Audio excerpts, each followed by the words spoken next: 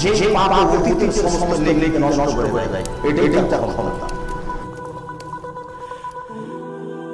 শিরক আল্লাহকে অপমান করে, শিরক আল্লাহকে উপেক্ষা করে, শিরক আল্লাহকে হেয় তুচ্ছ করে, শিরক আল্লাহর মান মর্যাদাকে খর্ব করে, নষ্ট করে।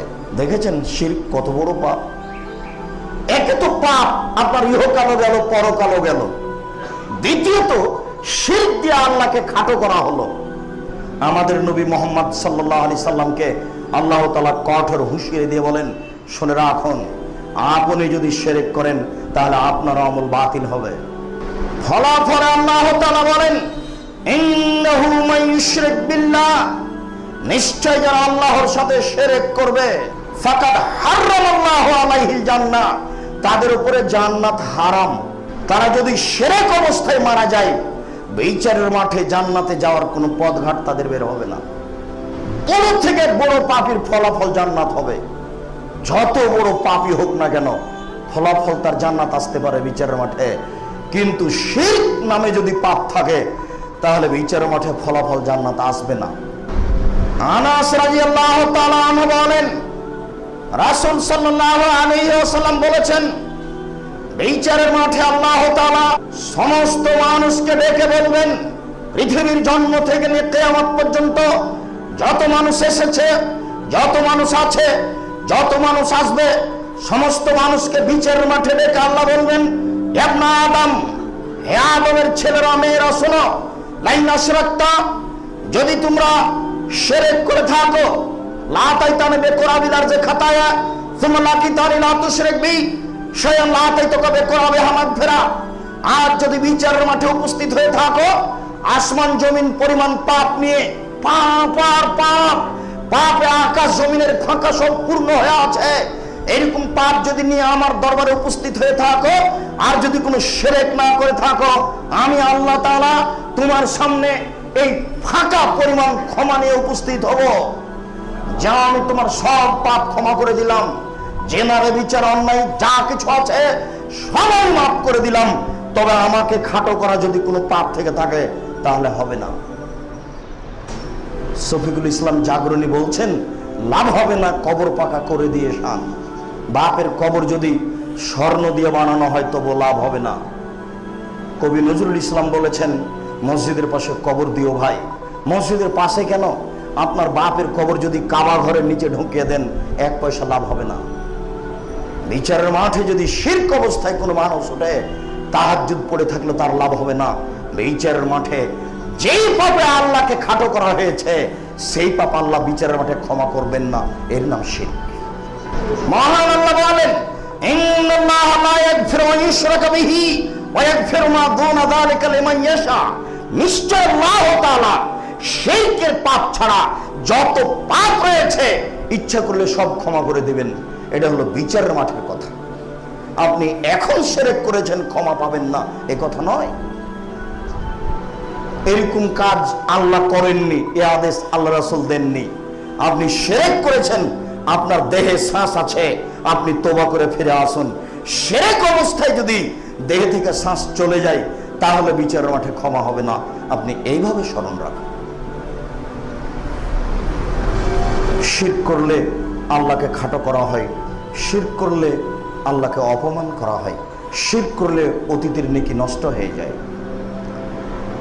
আবু হুরায়রা রাদিয়াল্লাহু তাআলা আনহু বলেন, রাসূল সাল্লাল্লাহু আলাইহি ওয়াসাল্লাম বলেছেন, মান মাতা লা ইশরাকু বিল্লাহ ফাদাখালাল জান্নাহ, কে যদি মারা যায় শিরক না করে থাকে তাহলে ও জান্নাতে যাবে। আমান মাতা ইশরাকু বিল্লাহ ফাদাখালান নার, কেউ যদি মারা যায় শিরক করে থাকে তাহলে জাহান্নামে যাবে। তাহাজ্জুদ পড়লেও, হজ করলেও, কোটি টাকা দান করলেও, কেন? সব যে বাতিল হয়েছে, এক নেকিও নেই। যে হজ করে আসছেন, বিমানবন্দরে নেমেছেন, বাড়িটা ঢাকার ওই কোনায়, ছেলেরা সম্মান করে গাড়িতে নিয়ে আসার জন্য, আগে নিয়ে যাওয়ার জন্য এসেছে, গাড়িটা গোলাপ শাহের মাজারের পাশ দিয়ে যাচ্ছে। আব্বু একটু থামো, 5টা টাকা দিই। গোলাপ শাহের মাজারে 5টা টাকা, 5টা পয়সা বের করে দিয়েছেন। হজের জীবনের এক নেকি যদি থাকে তাহলে ইসলাম ধর্ম মিথ্যা, নাউজুবিল্লাহ মিন যালিক। এক নেকি থাকবে না, এটাই চূড়ান্ত। হাজারো দলিল, আয়াতের পর আয়াত, হাদিসের পর হাদিস, হাজারো হাজার দলিল, আপনার এক নেকিও থাকবে না। যদি থাকে তাহলে ইসলাম ধর্ম মিথ্যা। ইসলাম ধর্ম মিথ্যা নয়, ইসলাম একটা চূড়ান্ত সঠিক ধর্ম। আপনার নেকি থাকবে না, এটাই চূড়ান্ত। আমাদের এলাকায় আমাদের মা চাচিরে জামা কলা, জোড়া কলা খেতে দেয় না। তারা বলে না, খবরদার, ছেলেদেরকে জামা কলা খেতে হয় না, এতে যমজ সন্তান হয়। তাহলে তাদের ধারণা যে কলাও যমজ সন্তান দিতে পারে, অথচ যমজ সন্তান দিতে পারে কে? আল্লাহ। এবার দেখেন, একটা কাজ যাতে আল্লাহর মর্যাদার ক্ষতি করা হলো, এই কাজটা এত ক্ষমতাধর কাজ যে আল্লাহ যেটা করতে পারে সেটা কলাও করতে পারে। এরই নাম হচ্ছে আল্লাহর মানকে খর্ব করা। একদা আল্লাহ রাসূল একজন মানুষের হাতে দেখলেন একটা বালা, একটা মানুষের হাতে বালা দেখে আল্লাহ রাসূল বলছেন, মা হাজিহি, এটা কি? তখন লোকটি বলছে, হাজিহি মিনাল ওয়াহিনা, আমার শরীরে দুর্বলতা রয়েছে, এই জন্য আমি বালা ব্যবহার করি, যেটা এখন মানুষ করে।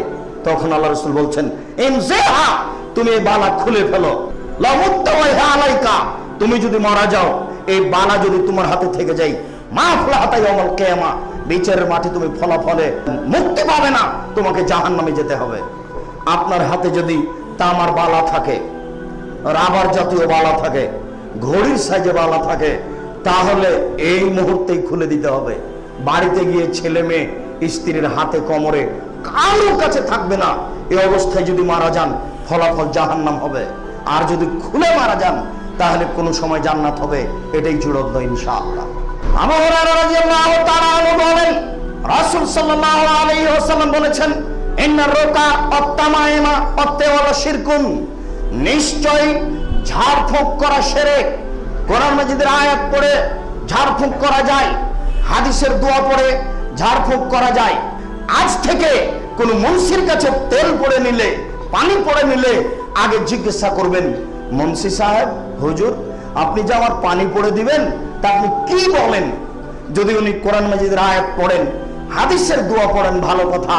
যদি না পড়েন, তাহলে আপনিও মুশরিক, সেও মুশরিক, ফলাফল হবে জাহান্নাম। সাবধান থাকুন। আত-তামাইমা শিরক, গলায় তাবিজ ঝুলানো শিরক। রাসূল সাল্লাল্লাহু আলাইহি সাল্লাম বলেন, মান তালাকা তামিমা ফাকাদ আশরাকা, কেউ যদি তাবিজ ঝুলায় তাহলে শিরক করলো। কেউ যদি তাবিজ ঝুলায় তাহলে শিরক করলো। কেউ যদি মাদুলি গলায়, কোমরে, বাহুতে ব্যবহার করে তাহলে মুশরিক। আল্লাহ রাসূল কঠোরভাবে বলেছেন। যদি হাতে, কোমরে, গলায় থাকে, এখনই খুলতে হবে, 1 মিনিট সুযোগ নেই। হুজুর যদি 22 হাতের পাগড়ি মাথায় বেঁধে, আল খাল্লা হাঁটু পর্যন্ত, টাকনু পর্যন্ত জুব্বা পরে সূরা ইয়াসিন দিয়ে তাবিজ লিখে দেয়, তবুও তা হারাম, তবুও তা শিরকে কাফর। হুজুরদের তো জাহান্নাম হবে, হবেই। আপনারও ফলাফল ভয়াবহ, আপনি সাবধান থাকুন। পৃথিবীর কোন মানুষই তাবিজ লিখে দিতে পারে না, আপনি লিখতে পারেন না। আল্লাহ রাসূল স্পষ্টভাবে বলেছেন, মান তালাকা তামিমা ফাকাদ আশরাকা, কেউ যদি তাবিজ ঝুলাই তাহলে শিরক করলো। মাদুলি একেবারে হারাম, টোটালি হারাম, এতে শিরক হয়। রাসূল সাল্লাল্লাহু আলাইহি ওয়াসাল্লাম বলেন, ওয়াত-তাওয়ালা শিরকুন, স্বামী স্ত্রীর মধ্যে ভালোবাসা সৃষ্টি করার জন্য যে কোনো কৌশল শিরক। পেপার পত্রিকায় রাত দিন দেখছেন, ঢাকার জনৈক মহিলা সব সমাধান করে দেয়।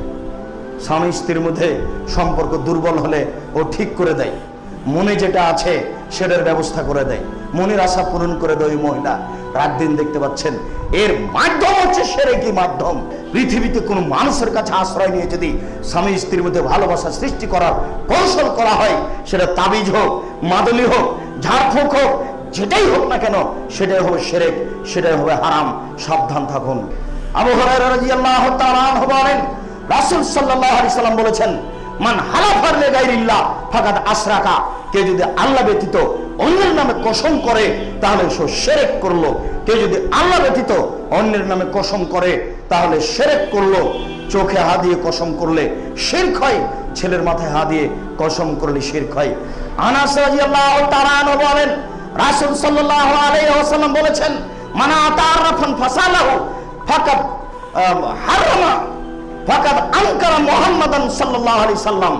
কেউ যদি গণকের কাছে যায়, গণকের কাছে গিয়ে যদি বলে আমার টাকা হারিয়ে গেছে, একটু দেখুন তো, তার বলা কথাকে যদি সে বিশ্বাস করে, তাহলে সে কোরআন মাজিদকে অস্বীকার করলো। আর একবার আল্লাহ রাসূল বলেছেন, কেউ যদি গণকের কাছে যায়, তারপর তার হারিয়ে যাওয়া জিনিসের বিবরণটি তার সামনে পেশ করে, তাহলে 40 দিন আল্লাহ তার ইবাদত কবুল করবেন না। গণকের কাছে গিয়ে বিষয়টি পেশ করাতে আল্লাহ তা আপনার উপরে এমন অসন্তুষ্ট হয়েছেন, 40 দিন আপনি আর আল্লাহকে সন্তুষ্ট করতে পারবেন না। যেমন ভাবে আল্লাহ রাসূল বলেছেন, কে যদি নেশাদার দ্রব্য পান করে লাম ইয়ারজাল্লাহ আরবাইনা সাবাহা, তাহলে আল্লাহকেও 40 দিন সন্তুষ্ট করতে পারে না। আপনি আর বুঝাতেই পারবেন না আপনার বিষয়টি আল্লাহকে 40 দিন যাবত। আপনি যদি গণকের কাছে যান, বিষয়টি পেশ করেন, তাহলে আর 40 দিন যাবত আপনি আল্লাহকে কিছু বুঝাতেই পারবেন না। 40 দিন পার হওয়ার পরে দেখেছেন শিরক কত বড় পাপ। আবু হুরায়রা রাদিয়াল্লাহু তাআলা আনহু বলেন, রাসূল সাল্লাল্লাহু আলাইহি সাল্লামের কাছে 10 জন লোক আসলো, আতা রাসূল আলাইহিস সালাম আশারে জালান।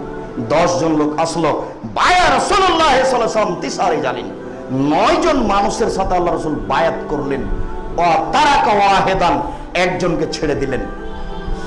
কেউ বললেন কি ব্যাপার, বায়াত তিসারে জালিন ওয়া তারাকা ওয়াহিদান, আপনিও তারাকা ওয়াহিদান, আপনি 9 জন মানুষের সাথে বায়াত করলেন আর একজনকে ছেড়ে দিলেন যে? তখন আল্লাহ রাসূল বললেন, ওয়া আলাইহি তামিমা, তার শরীরে তার গলায় মাদুলি আছে, এই জন্য তার সাথে বায়াত করলাম না। ফাঁক খালা দাও অকাতা, লোকটা হাতটা ভিতরে ঢুকিয়ে ওই মাদুলিটা ছিঁড়ে ফেললো। ফাবায়া রাসূলুল্লাহ সাল্লাল্লাহু আলাইহি সাল্লাম, তখন আল্লাহ রাসূল তার সাথে বায়াত করলেন। এ দেখেন, আল্লাহ রাসূল 9 জনের সাথে বায়াত করলেন, একজনের সাথে করলেন না। জিজ্ঞাসা করা হলো কেন? তখন আল্লাহ রাসূল বলেন, তার গায়ে মাদুলি আছে, এই জন্য মাদুলি ছিঁড়ে ফেলা হলো। আল্লাহ রাসূল তার হাতে বায়াত করলেন। যদি গায়ে শরীরে মাদুলি থাকে, তাবিজ থাকে, অষ্টধাতুর আংটি থাকে, তাহলে সে তার জন্য কত বড় বিপজ্জনক ব্যাপার আপনি দেখুন। রাসূল সাল্লাল্লাহু আলাইহি সাল্লাম বলছেন, মান রাদ্দাহু আই ফালুন ওয়াকালা সালাসা মাররা, কাউকে যদি অশুভ ফল কাজ থেকে ফিরিয়ে নিয়ে আসে, তাহলে সে শিরক করলো, শিরক করলো, শিরক করলো। কথাটি এখনো বুঝতে পারেননি। আপনি বাড়ি থেকে বের হচ্ছেন পরীক্ষা দিতে যাওয়ার জন্য, তো কলম যেটা ভালো নিব মনে করেছেন, সেই কলমটা নেননি, সাধারণ কলমটা পকেটে। বাড়ি থেকে নিচে তলায় এসে, আহা ভালো কলমটা তো নিনি, না আর ফিরে যাব না, না ফিরে আর যাব না। এই যে কথাটা আপনি বললেন ফিরে যাব না, এটা হলো অশুভ ফল গ্রহণ করা, ফাকাদ আশরাকা, শিরক করলো। আপনি কেন এই কথা বললেন? কেন ফিরে যাবেন না? সময় নেই, যাবেন না, সেটা ভিন্ন কথা, কিন্তু কিভাবে আপনার অন্তরে জেগে গেল যে ফিরে যাওয়া কাজ ভালো নয়? এটাই হলো শিরকি কাজ। আবার কাজ হলো না, বাড়িতে ফিরে এসেছেন, তখন আপনি বলছেন এমন কোন মহিলার উপরে চোখ পড়েছে, কোন মহিলাকে দেখলাম, যার কারণে আমার কাজটা হলো না। এটাই হলো শিরকি গতি। আপনাকে যদি কাজ থেকে ফিরিয়ে দেয়, এটা শিরক। আমরা শিরকের একটা বিবরণ আপনার সামনে পেশ করছি, খুব খেয়াল করে কান লাগিয়ে শোনার চেষ্টা করুন। হাতের রাশি দেখে ভাগ্য পরীক্ষা করা শিরক। হাত চালিয়ে ভাগ্য পরীক্ষা করা শিরক। টিয়া পাখির মাধ্যমে ভাগ্য পরীক্ষা করা শিরক। গণকের কাছে গিয়ে হারিয়ে যাওয়া বিষয়টি পেশ করা শিরক। গরুকে লাথি মারা যায় না, এই হিসাব শিরক। তুলসী গাছ তুলে ফেলা যায় না, এই হিসাব শিরক। তুলসী গাছে লাথি মারা যায় না, এ কথা শিরক। ধানের উপরে জুতা পায়ে দিয়ে হাঁটা যায় না, এই কথা শিরক। আপনার মা কুলাতে চাউল ঝাড়ছিল, আপনার বাচ্চাটা দৌড়িয়ে এসে কুলাতে চড়ে নিয়েছে, আপনার মা বলল, এই কুলক্ষণে ছেলে, কুলাতে পা দিতে হয় না, এই বলে চিৎকার দিল, কুলাতে পা দিতে হয় না, এরকম কথা শিরক। চুলাতে পা লেগে গেলে খারাপ ধারণা করা হয়, এই ধারণা শিরক। ভাতের তরকারির পাতিলে পা লেগে যায়, তখন খারাপ ধারণা করা হয়, এই ধারণা শিরক। গাভীর দুধ যেন নষ্ট না হয়, এই খেয়ালে তার গলায় চামড়া ঝুলিয়ে দেওয়া শিরক। পা ফুলে গেছে, ফেটে গেছে, এই কারণে আপনার কালো চুলে সাদা কড়ি লাগিয়ে দিয়ে পায়ে ঝুলিয়ে দেওয়া হয়েছে, এরকম কাজ শিরক। ড্রাইভার ভালো তাই গাড়ি অ্যাক্সিডেন্ট হলো না, এই মন্তব্য শিরক। ডাক্তার ভালো তাই বাচ্চা বেঁচে গেল, এই মন্তব্য শিরক। মাঝি ভালো তাই নৌকা ডুবলো না, এই মন্তব্য শিরক।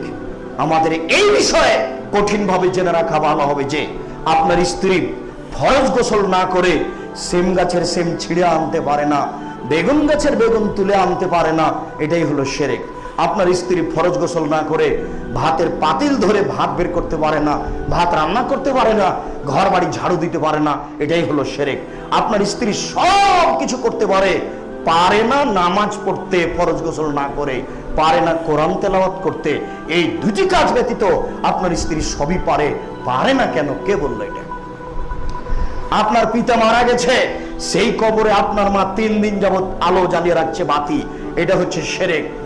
ঢাকা থেকে গাড়িটা ছুটছে, যাবে ন্যাশনাল রাজশাহী থেকে ছুটছে আসবে ঢাকা, তখনই সুপারভাইজার বলছে যে এই ন্যাশনাল গাড়ি রাজশাহীর পবিত্র ভূমি হচ্ছে শাহ মখদুম রহমতুল্লাহের পবিত্র ভূমি, ওর বাপের ভূমি, ওর কবরে কি হচ্ছে সেটা কে জানে? কারো কোনো হিসাব নেই। তার পবিত্র ভূমি থেকে গাড়ি ছুটছে, যখনই সূর্য ডুবতে যাচ্ছে তখনই বাতি জ্বালিয়ে দেওয়া হচ্ছে, আধা ঘন্টা বাতি জ্বলছে, এটাই হচ্ছে শিরক। এই দেশের মাটিতে অসংখ্য শিরক রয়েছে। অষ্টাধাতুর আংটি হাতে ব্যবহার করা শিরক। অষ্টাধাতুর আংটি, লোহার আংটি চলে, সোনার আংটি চলে না, হীরা মুক্তা মানিক্যর আংটি চলে। ওই যে আজমিরের পাগল বলে দিয়েছে এই আংটিতে সব ভালো হবে। লন্ডন থেকে পড়ে এসে ডাক্তার চিকিৎসা করতে পারে না, রোগ চিনতে পারলো না, আজমিরের পাগল রোগ চিনে নিল, তাই বলে দিল অষ্টাধাতুর আংটিতেই সবকিছু ভালো হবে। আর বলে দিল যে কোনো সময় খুললো না, তার মানে ওই জন্য আর কোনো সময় মুসলমান না হতে পারে, ওই জন্য মুশরিক হয়ে মারা যায়। যদি এটা ঔষধি হয় অষ্টাধাতুর আংটি, তাহলে 6 মাস থাক, 3 মাস থাক, 15 দিন থাক, আজীবন রাখতে হবে কেন? কে বলে দিল এই বালা ব্যবহার করতে হবে, মাদুলি ব্যবহার করতে হবে? খুললেই আবার ফিরে আসবে শয়তান। তাহলে এটা চিকিৎসা নয়, এটা হলো ধোঁকা, এটা হলো প্রতারণা। আপনি সাবধান থাকুন। 2 চোখের কসম খেলে শিরক হয়, ছেলের মাথায় হাত দিয়ে কসম খেলে শিরক হয়, মায়ের নামে কসম করলে শিরক হয়, কবরে ফুল চড়ালে শিরক হয়, কবরকে সম্মান করলে শিরক হয়, কবরের কাছে কিছু চাইলে শিরক হয়, কবরে মানত মানলে শিরক হয়, কবরে কিছু দিলে শিরক হয়, মানুষের ছবিকে সম্মান করলে শিরক হয়। সম্মানিত মসজিদের মুসাল্লি, শিরক করলে অতীতে দিনে নষ্ট হয়ে যায়। আপনি শিরক করেছেন, আপনার দেহে শ্বাস আছে, আপনি তওবা করে ফিরে আসুন। শিরক অবস্থায় যদি দেহে থেকে শ্বাস চলে যায়, তাহলে বিচারের মাঠে ক্ষমা হবে না। আপনি সাবধান থাকুন।